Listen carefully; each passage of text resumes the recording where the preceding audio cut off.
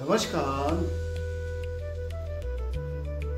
आपके अंदर कुछ है जो बचपन से अब तक रहा है। उसने आपकी पहली याद देखी है। वो आपके विचारों को आते जाते देखता रहा है।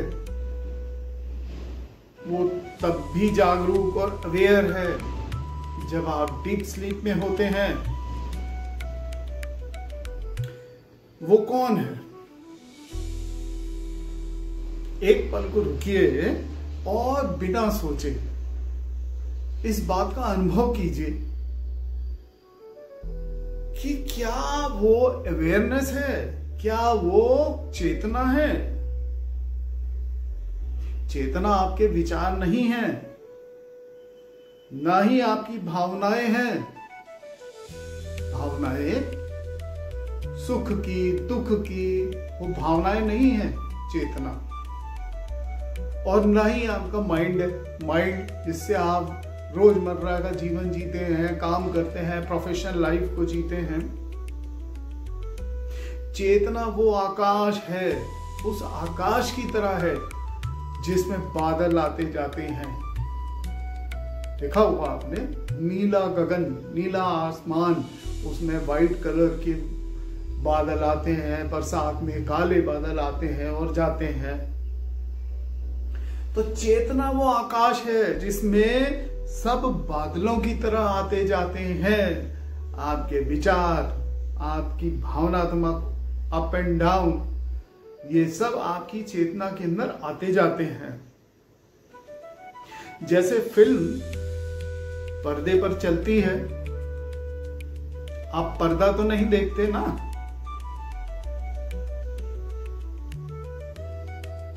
वैसे ही चेतना जो है उसमें भावनाएं आती जाती हैं।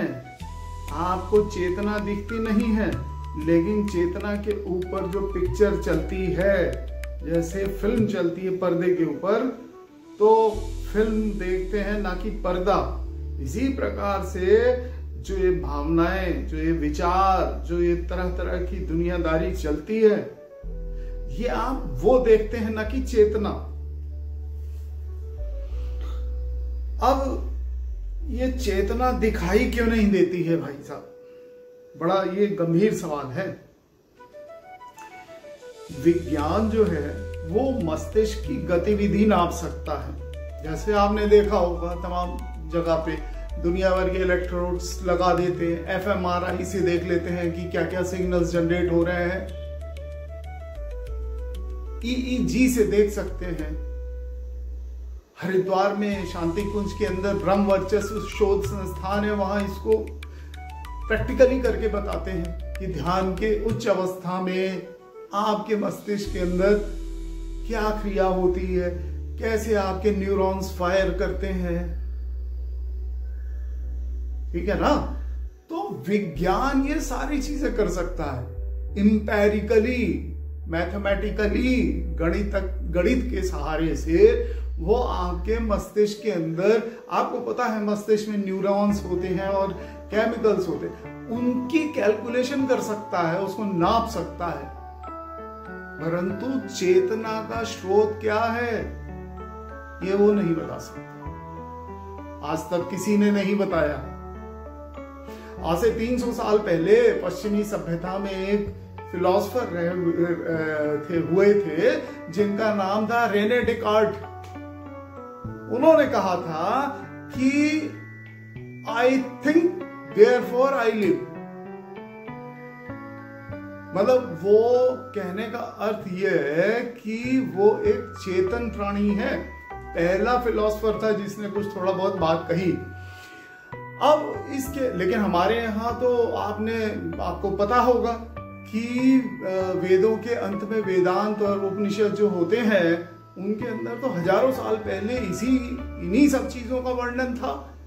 वो सारा का सारा उसके अंदर जो मटेरियल था वो चेतना, परम चेतना, इन्हीं पर था। खैर, लौटते हैं हम। अब क्या चेतना मस्तिष्क का परिणाम है? या मस्तिष्क खुद चेतना के भीतर है? आपके लिए, आपके अनुसार क्या शरीर के मन या आपकी चेतना शरीर के भीतर है या शरीर चेतना के भीतर है? सोचिए जरा इसको।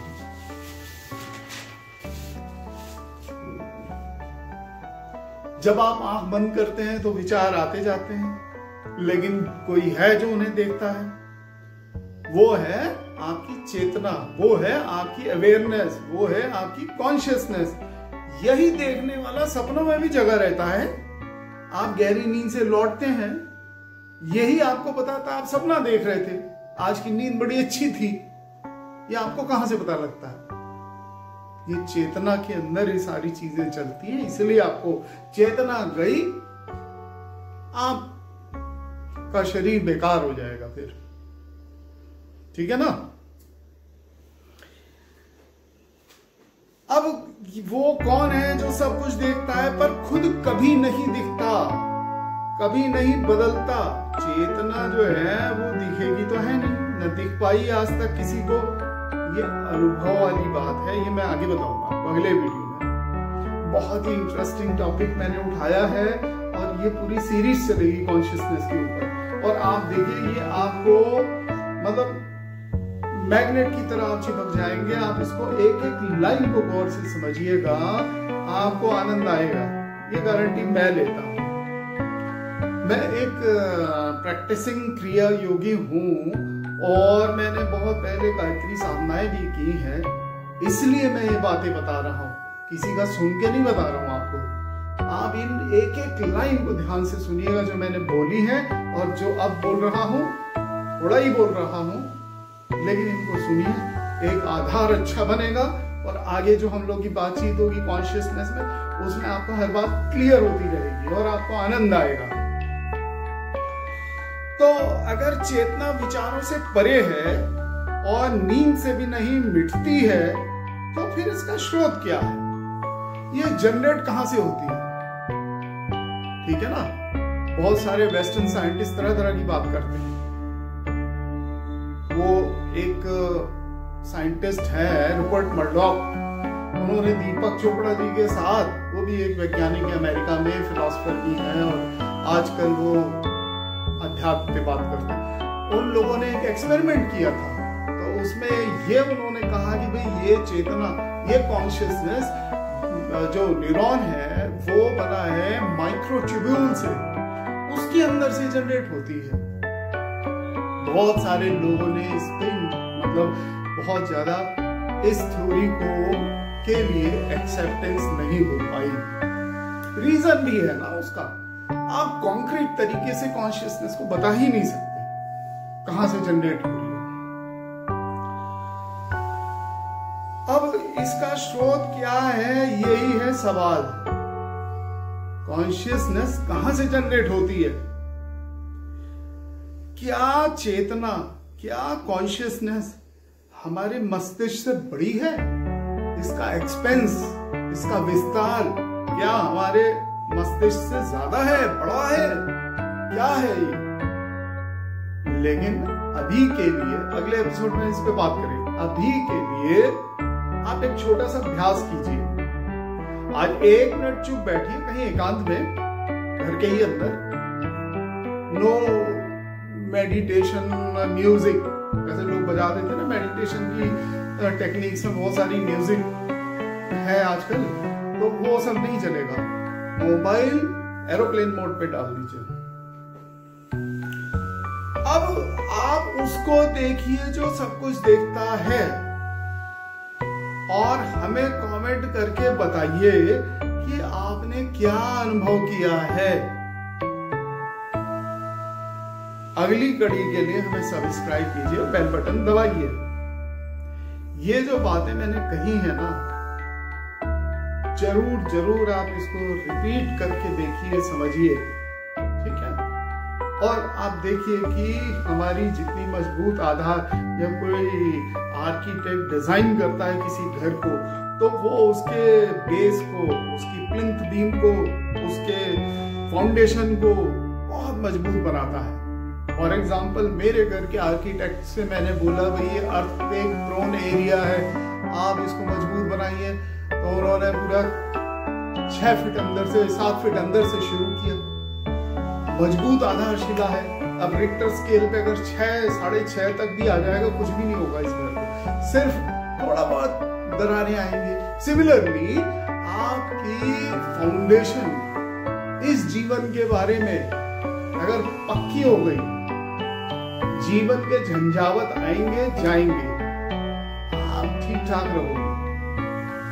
देखिए, सुख और दुख से कोई रोक नहीं सकता, वो तो आएंगे, ये ऊपर वाले की रचना है। ये रैंडमनेस भगवान ने दी है, इसमें कोई भी चीज कांस्टेंट नहीं है सिवाय चेतना के। तो ये आपको बताई है मैंने श्री चक्र के पूरी सीरीज में, आवरण होते हैं, ये आवरण है। तो गृहस्थ रह करके इसकी प्रैक्टिस करिए। आपके सामने चैलेंजेस हैं। योगी जो वो गेरुआ और ये सब पहन उनके करते हैं, वो तो पहले ही सन्यासी हैं, उनके सामने आवरण कहाँ है? आवरण तो हम लोगों के सामने है। हमारे चैलेंजेस हैं, हमारी मजबूती ज्यादा होगी, इसलिए ध्यान कीजिए एक एक चीज का। और जो छोटी सी बात मैंने बताई है इस अभ्यास के बारे में, जरूर करिए आज, और वेट करिए मेरे अगले वीडियो का। नमस्कार।